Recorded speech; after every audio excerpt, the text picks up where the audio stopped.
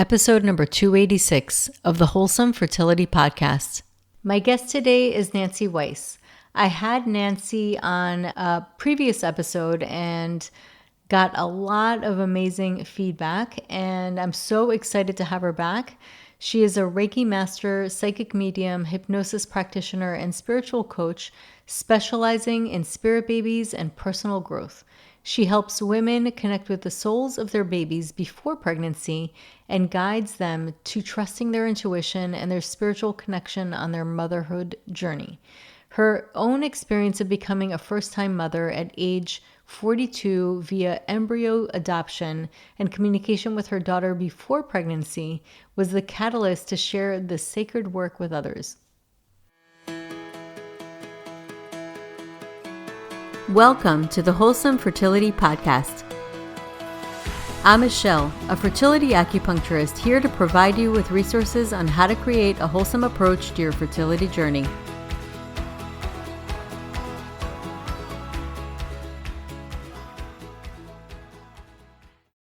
Welcome to the Wholesome Fertility Podcast, a space where you can find empowerment on your fertility journey.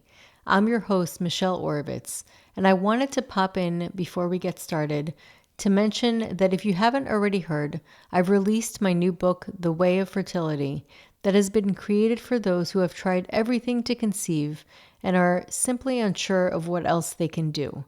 This book shares tried and true wisdom from ancient teachings along with modern research that supports much of what has been taught for centuries. It has been made with love, and the stories shared will serve to awaken hope within you. If you'd like to give it a test drive, I offer the first chapter for free, and you can find a link with more information in the episode notes. I would also like to extend an invitation to you as part of our beautiful community to share your thoughts and experiences by leaving a review of the podcast. Your words have incredible power to inspire others who are also seeking comfort on their fertility journey. And for anyone who has already left a review, thank you from the bottom of my heart. Welcome back to the podcast, Nancy. I'm so happy to have you back. Hey, Michelle, I am so happy to be here too. It's been a long time and I'm happy to be back talking about my favorite subject. So we had an initial episode a while back, but I want you to, if it's okay, share your story again. But your story is so freaking amazing, just like how you found your babies and how it was meant to be. And I just love it so much. So I'd love for you to share that. Of course, of course. So, um, it's like trying to remember now. Okay. Um, so we're going back 6 years, right? Because my children are now 4 and 6 years old. My husband and I got married later in life. I think we were 40 when we got married. I can't remember anything, my dates, so don't mind me. But we were around 40 when we got married and wanted to start a family. And we went through multiple rounds of IVF. It was kind of, I didn't really give myself a chance to get pregnant naturally, which in hindsight, I would have. But I spent so many years, at getting older saying, oh, I'm going to need IVF. I'm going to need IVF. And that's the route that I took to have my children.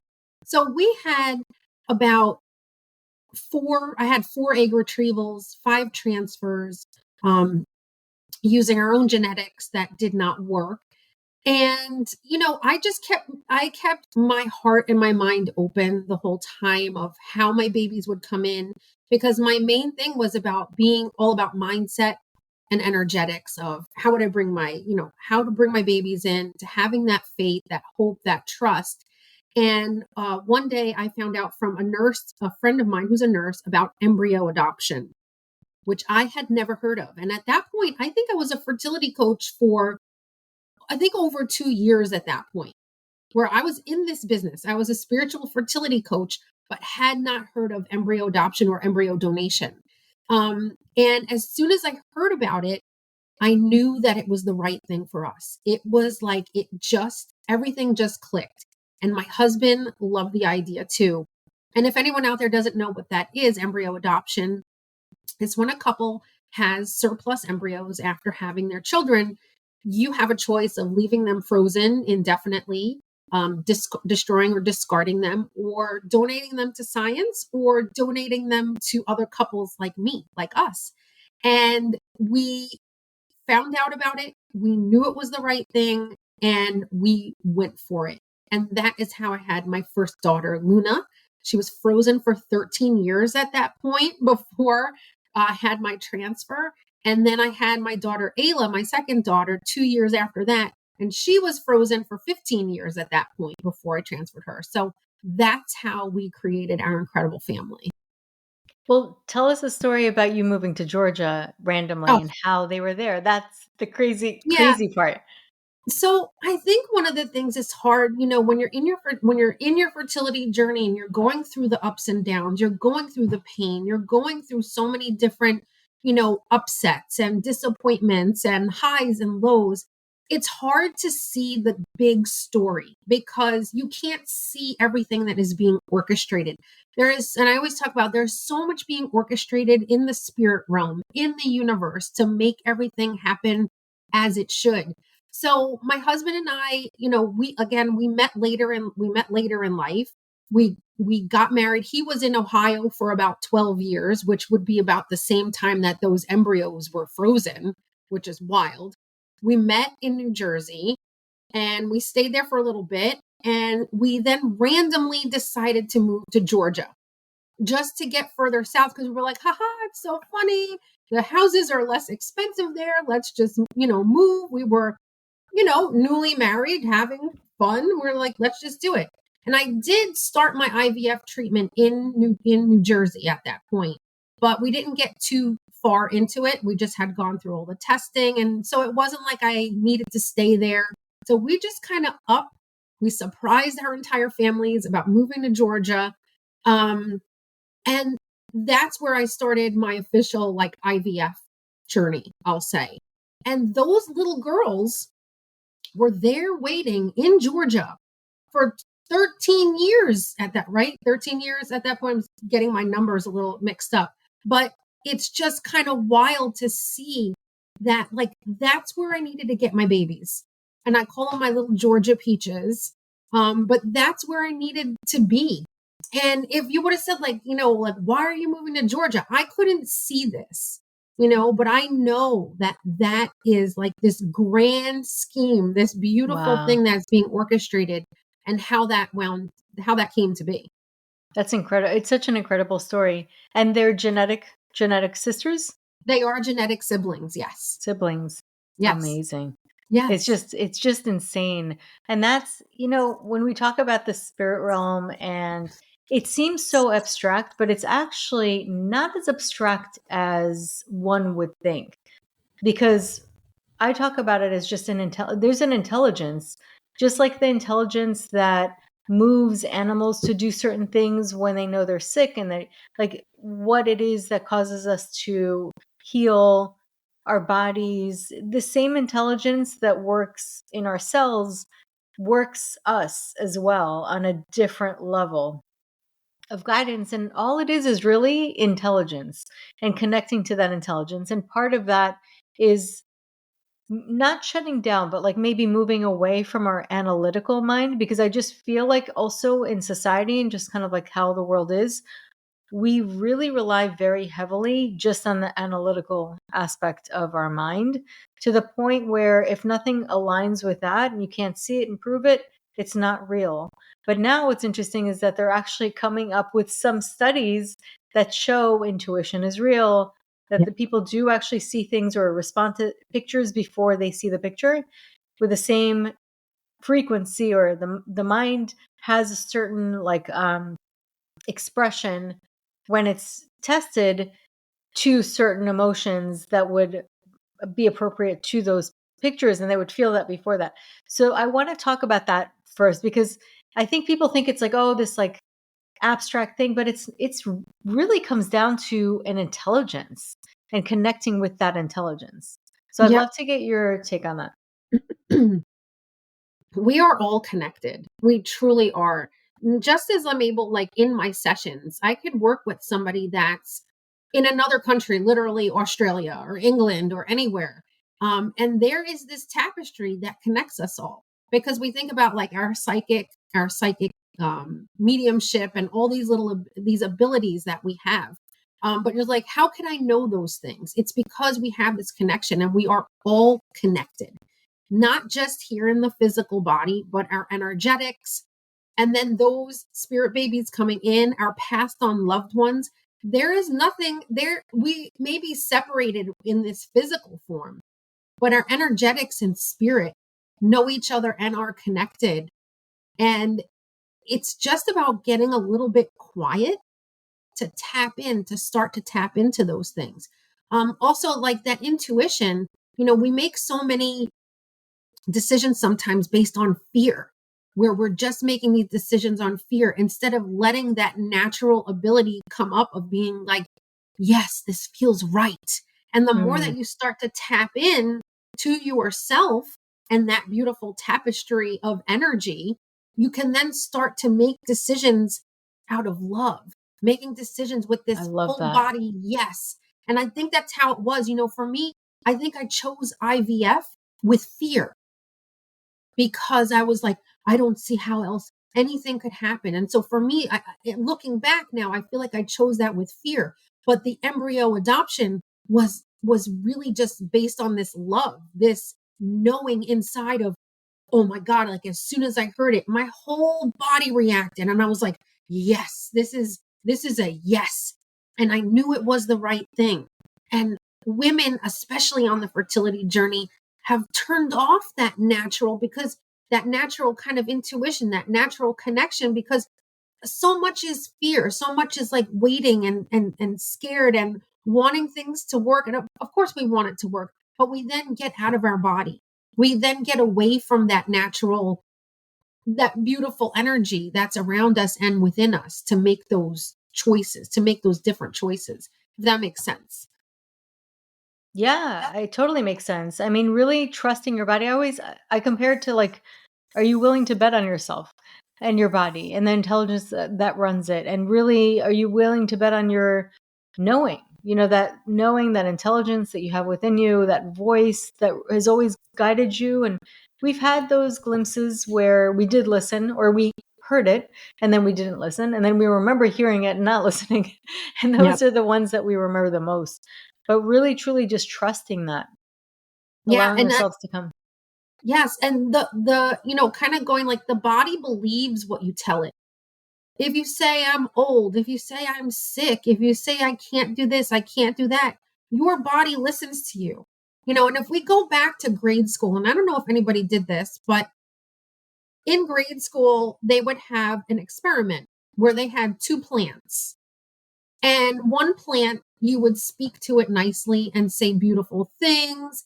And then the other plant, you cursed at it, you said these terrible things. Well, what do you know? The plant that was spoken nice to grew beautifully. And the plant that was spoke to negatively did not do as well or died. And our body is the same exact thing. Telling ourselves, we got this, we can do this, I am fertile, I can carry a baby to term, and all of these things. Even if in the beginning it's a little bit of fake it till you make it, Hmm. your body doesn't know the difference between you telling it 100% truth, you know what I mean? Or you're kind of faking it and you're just kind of going along with it. And that is a huge thing on this, in anything that you do. I don't know if the listeners know, but also in the last few years, I had stage 3 breast cancer. And I treated that cancer just like I did my fertility journey. Now, I'm not going to say that I wasn't scared and that it was hard, but I went through chemotherapy, radiation, a double mastectomy. I did all this. I realized today, before coming on the podcast, I said, my goodness, in the last 5 years, right? 6 years, I had two babies and went through stage 3 breast cancer. Now, what did I do when I was going through my cancer journey was the mindset.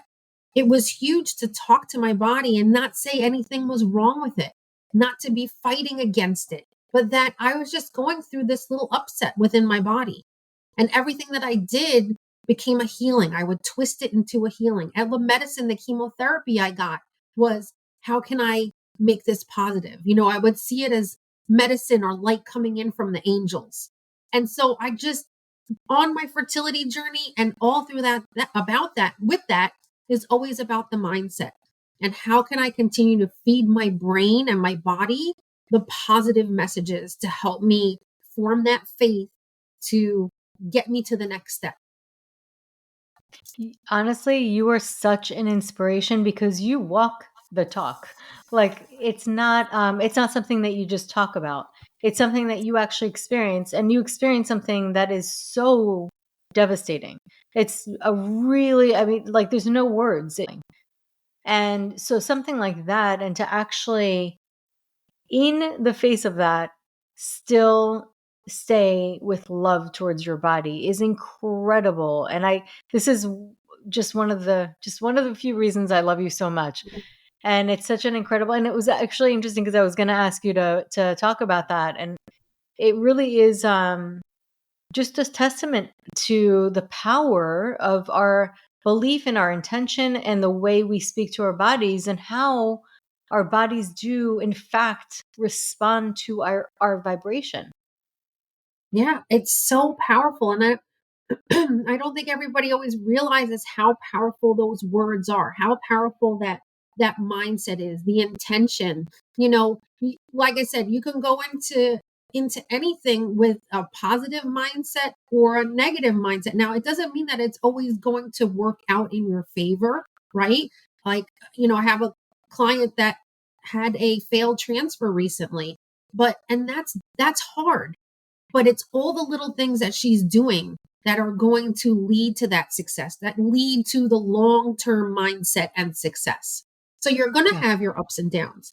Don't Yeah. think I wasn't on the floor crying at some points in the Yeah. last 6 years on my journey, Imagine. whatever I was going through.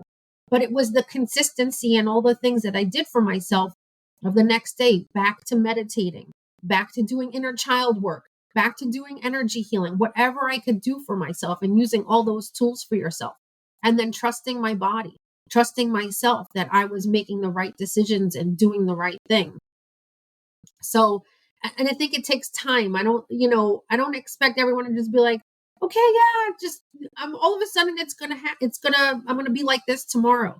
This is incremental changes. This is incremental work that you do for yourself, your self care, and all the things that you do on your journey. It's really mothering yourself. It's Oh becoming yeah, a mother to yourself and loving and nurturing yourself. So, that's not an easy thing in general. Like, the fertility journey, the motherhood journey, the whole journey, it's not an easy thing. Like, as you know, I mean, it comes with its own challenges. It all yeah, does. So, mothering yourself, it's the same thing. It's kind of sticking by your side, by your own side, no matter what, and staying strong and supportive to yourself, and that self-care, and having those breakdowns and accepting yourself and giving yourself that grace. And I love that you mentioned that, because that's part of the journey.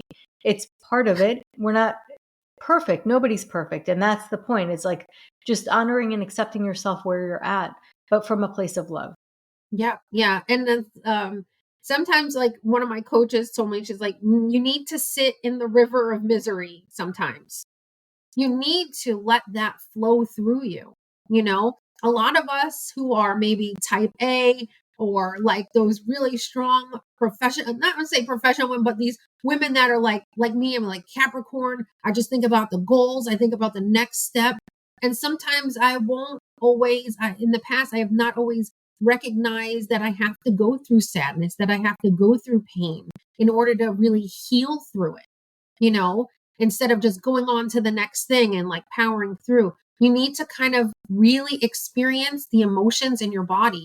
And I think this is a big thing when it comes to fertility or any type of things that can cause trauma, is that we leave our body because we don't want to feel what we're going through.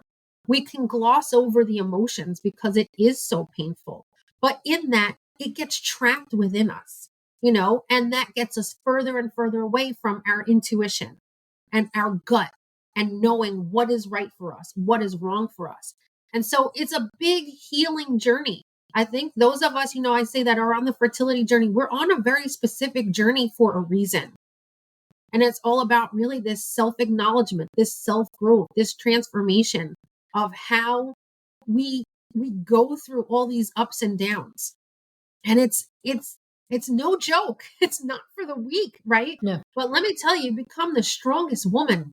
You become so strong going through all these things, right? And really knowing yourself and knowing your body and your baby. I think it's just like, it's such a big, it's almost like inexplicable, but this giant web of all these things that come together and connect. But I think it's really important to get back into the body so that you can process emotions, so that you can get in touch with yourself and your energy to then connect with your baby and connect with your mindset to bring them in. I love that. And so, how does one, if people are really disconnected with their bodies, or it's really difficult for them to kind of like face or experience the emotion, how would you recommend for people to do that in a way that's like practical? So I think one major thing would be to ground yourself. And if you've ever heard of grounding before, this is connecting with the earth. This is, you can imagine yourself. For me, I love picturing myself as a tree. It's something I do every day, and actually feel those roots going down into the ground, into Mother Earth, being held, feeling safe, feeling secure. I think that it sounds so simple. It sounds so maybe magical to people, like, how is me picturing myself like a tree going to help? But remember, this is all about energetics. This is about intention. And when you do that, you're telling the body what to do.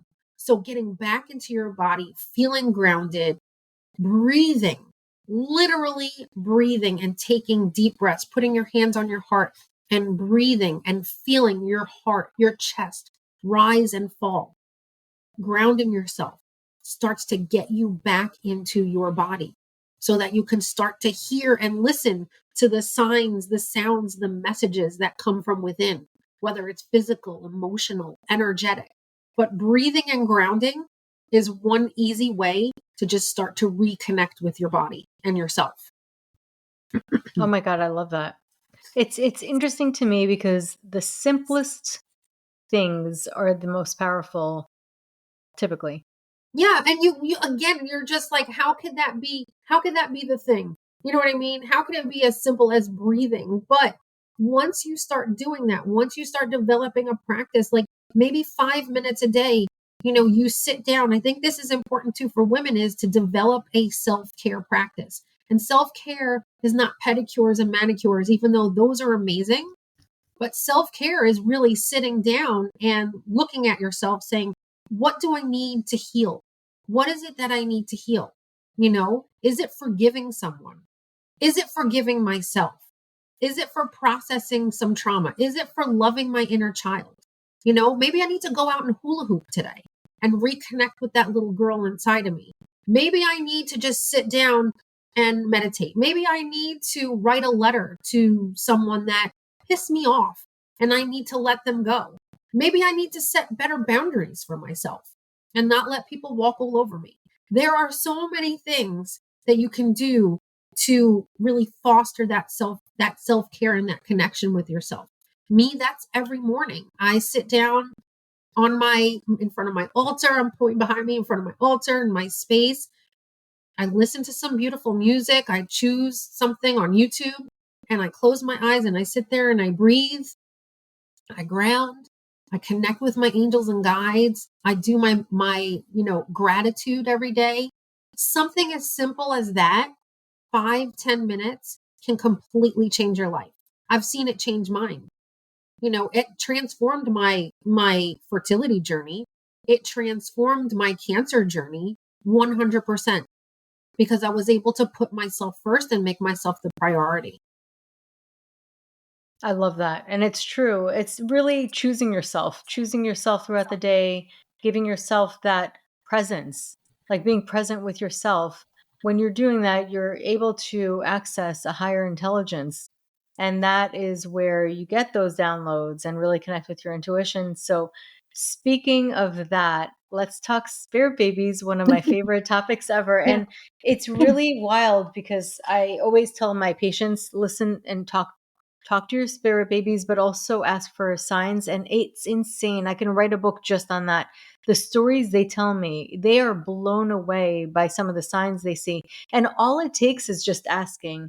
So talk to us about spirit babies, how they come in, how that can influence people's initial feeling or being called to parenting Yeah. in the first So place. spirit babies are the souls, the spirit of children that are ready to come in at Earthside, to come into a human body. Just like we have loved ones in spirit that have passed away, babies are out there too. They're going through their reincarnations, they're going through other lives, and they are ready and choosing a parent to come through. And one of the things to do is to start calling on a spirit baby. If you've never done this before, is to say, like, hey, my body is ready. Spirit baby, I'm ready for you. And start to call in that child.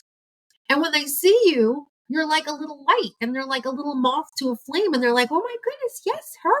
I love her. And I love who she's with. And I want that, I want that to be the way I come in, through that mom or however it is. This could be adoption too. So I don't always say like spirit baby, but if we're talking about spirit babies, we're talking about babies that are coming in freshly into that new body, that human form. Um, this greatly changes a fertility journey because you are starting to connect on that deeper level with the child that is meant to be yours. And it sounds maybe crazy to some people, but connecting with that baby fosters this trust, this hope, this faith that they're coming. You know that they're coming. And the more that you work on that, the more positive you feel, the more connected you feel, knowing like, yes, I know this baby is coming. And so this is one of the great ways to really help on the fertility journey is connecting with those spirit babies. And I forgot what else you asked me. So let I me think I know. forgot too, because my memory these days, I Yeah, don't even know, but who I feel cares? you. It just will keep moving Yeah. forward. Yes. But I think that it's just so interesting that you're saying this. I mean, the way I see it is that it's actually, a lot of times there's that initial thought, okay, I'm going to get pregnant, or, we are going to get pregnant. But then there's like this other element to this, which is this other being that's part of this process. And acknowledging that being, I think that the power of acknowledging that being is incredibly potent. Yeah, we are making just like we chose to come into this lifetime through our parents, choosing all the things that we have, our financial situation, our sibling situation. What color are we? What nationality? What religion? We choose all these things. And so these babies that are coming in are doing the exact same thing. They're looking for the lessons. They're looking for who they need to be with. They need somebody that's, extra loving or fun or wacky or silly or serious or whatever that is to come into this earth so that they can then be on their own path in having their lives. And it's just like a grandmother can send you a cardinal or a butterfly and say, oh my God, Aunt Rose or Grandma Rose, she used to always send me butterflies. I know it's her, or a cardinal. Spirit babies can do the same thing. And you can ask them to send you specific signs. And the more you connect, you can start to hear, feel, see, know exactly who they are. They're all going to be a little bit different. Our communication is going to be different, just like it was different for my first child versus my second. But to have them send me their name, for them to send me these things that just pop up, you start to just get that beautiful connection knowing they are real. Just like women know, like, oh, I just knew it was a boy. Oh, I Mhm. just knew it was a girl. That's that mother's intuition. And it can get deeper, even deeper than that, like with spirit baby work. It's incredible. That's so cool. What do you have any interesting stories on what you've seen? Just stories from your Yeah. clients on connecting or asking for signs? Yeah. Or even one of my own. One of my favorite is the cake plate for my the baby shower. And now I was pregnant with her at this time, but I started connecting with Luna 6 months even before I knew how I would get pregnant. We had I was kind of in limbo at that point. I didn't know if I was going to try our genetics again with another egg retrieval and go through that again. I don't even think I knew about embryo adoption yet. But here I am, we would talk. I knew her middle name was Grace. She literally yelled it to me one time in a meditation session. So every day I would sit there, I would connect with her, I would use crystals. And she was like, my middle name is Grace. And I'm like, are you for real? Okay. Are you sure? Like, I was like, I don't know if this really goes well, Luna Grace Weiss, but all right, girl, this is going to be your middle name. And so, I was doing my shopping for my baby shower, and I wasn't a pink girl. I was a gray and purple. I wanted all her stuff to be gray and purple. And I'm looking at Home Goods, and I'm looking for this a cake plate, a display for the cake. So I'm going through the aisles. I go through all the aisles of the cake plates. There's nothing there. There's, pink ones or red ones, whatever. So I kind of give up at this point. And I'm like, all right, I guess I'm not finding this cake plate today. I'm going through the store. I'm like looking in lamps or something really weird, like lamps or something completely non-related to baking. And all of a sudden I see a cream colored plate, and it's got this ceramic plate, and it's got this gray ribbon tied through it with polka dots, which I'm like, why does this cake plate have this gray ribbon? I'm like, that's exactly what I want, for the purple cake. And then I lift it up, and a sticker in the middle of the cake plate says Grace on it. And I'm like, what? Oh my I God. like flipped out in the store. I was like, are you kidding me?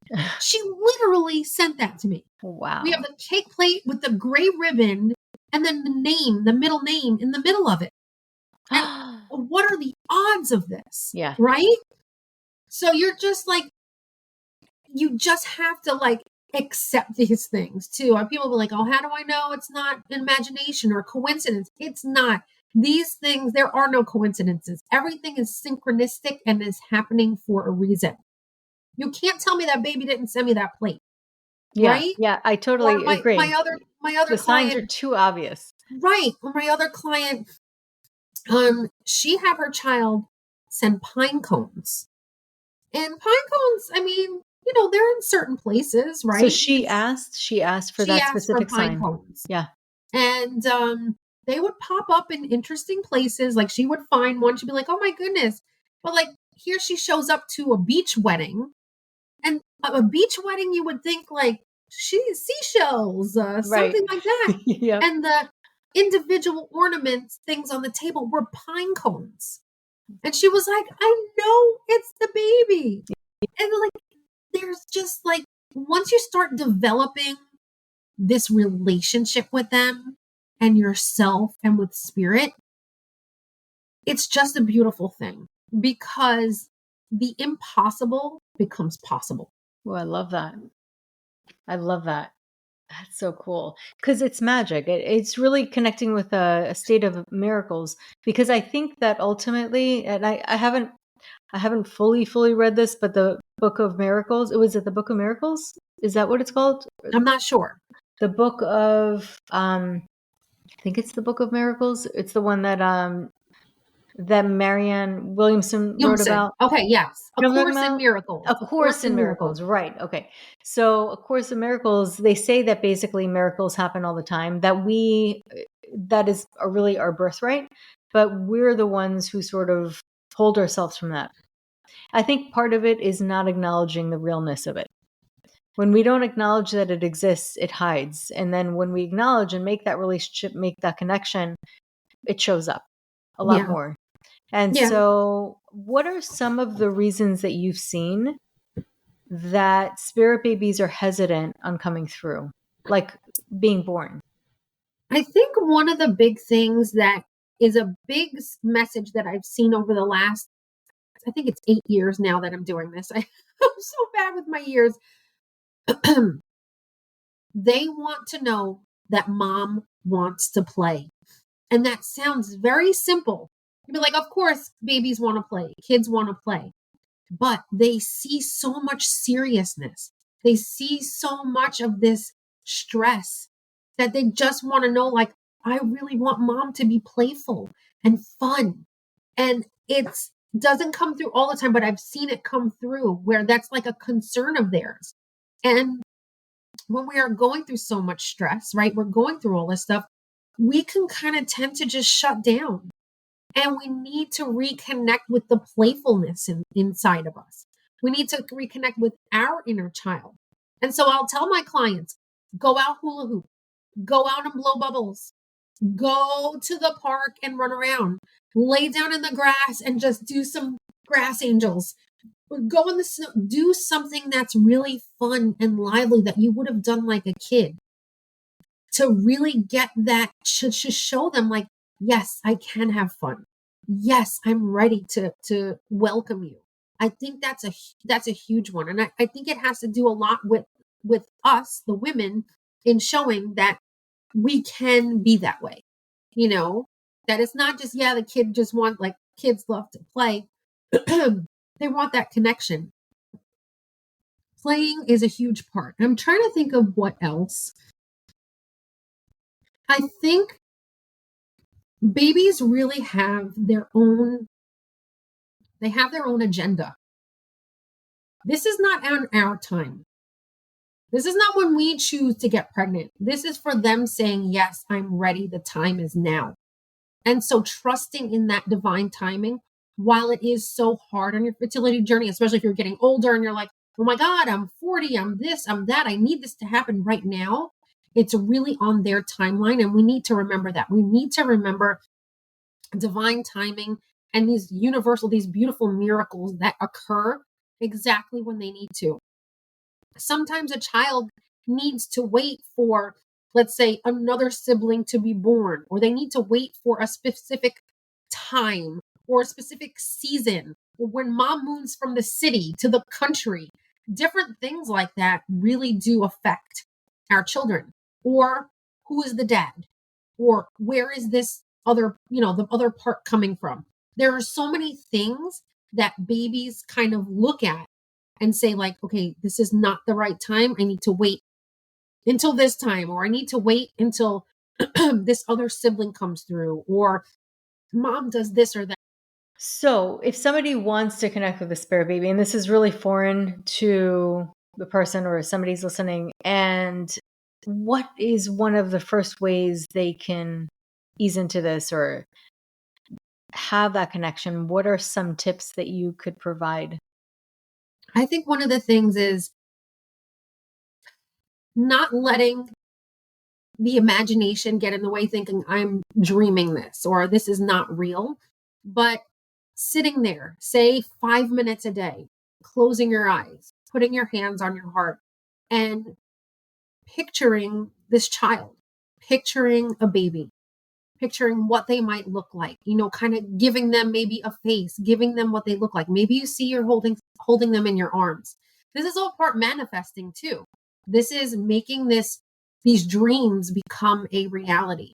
So starting to connect with them, or if that's a little bit too much for somebody, to maybe write a letter to the baby and tell them about you. Say, I'm so excited. I cannot wait for you to come earthside. I have the perfect room picked out for you. I would love to tell you your name.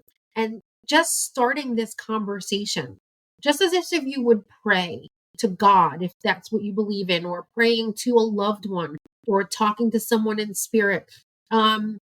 Just kind of starting that conversation. And the more you do that, it's like a muscle. And then they start to connect back with you. It may not happen that first day. It may not happen the first month. But as you continue to develop this relationship, it really starts to flourish. Amazing. And it's true. It's actually, I feel like, more intuitive than people think. That Oh, yeah. you almost have a remembrance to it. And I feel like our cells remember what we're capable of doing, like our potential when it awakens. It's really something that is dormant. And when you bring that into your world or your perception, that it awakens more so than it's a new foreign thing. Yes. Yes. I mean, it's going to be different for everybody, depending on your level of intuitiveness. Some women are very intuitive. Some people are just learning about it. So there are going to be like these building blocks and these kind of steps that need to be taken in order to start to really foster that relationship. And again, every relationship with a spirit baby is going to be different. Some are, you're just going to feel them. So maybe when you're in meditation and you say, baby, I want to meet you. I would love to meet you. Please let me know that you're here. And then all of a sudden you feel the hair on the back of your neck stand up, or maybe you get goosebumps on your arms. You can look at that as that sign of, yes, they are here. I'm getting that response. And so trusting, again, this is about getting into the body, back into our bodies, so that we can trust the emotions, the visions, the knowing, and all those things that come up, and we can trust those things. I love that. And of course, I can talk to you for hours. But if somebody is really intrigued by what you're talking about and really wants to reach out, which I know is going to be a lot of somebody's, how can people reach you? So Instagram is the best place to find me. I'm at Nancy Weiss Intuitive, and I know Michelle's going to put that information down here. So we have that. So there's lots of stuff on my Instagram that you can watch. And then I have something called the Coffee with Spirit podcast. In case you don't know, I'm from New York. So I have a little podcast called Coffee. Gotta have the coffee. Yes, gotta have coffee. Coffee with Spirit on YouTube is a podcast where I talk about spirit babies, spirit stuff in general, so you can learn there how to connect with your spirit baby. And then I offer sessions as well, where I do spirit baby mediumship sessions and energy healing to help you connect with that, where I can connect you with your spirit baby and also teach you how to do it as well. Nancy, I adore you. Like, seriously, I adore you. We go way back, like way back. We go way back. New York. We're both from New York. Yeah. And we have the New York connection. And I just think that you're incredibly so unique in your approach to life. And you have such a light about you and incredible positivity. And I think part of it is just this belief that you have, this real faith in miracles and like the ability to do anything in life. And I think that you just teach so much just by your presence and how you live as a human. So of course, I love having conversations with you, and I'm so happy you came back to Spirit Babies and talking about it and the podcast. And thank you so much. Thank you. So that concludes today's episode. You can find all of the links mentioned on the episode notes. If you're enjoying these episodes, please take a moment to share and leave a review. Reviews mean everything to podcasters, and I really enjoy hearing from my listeners.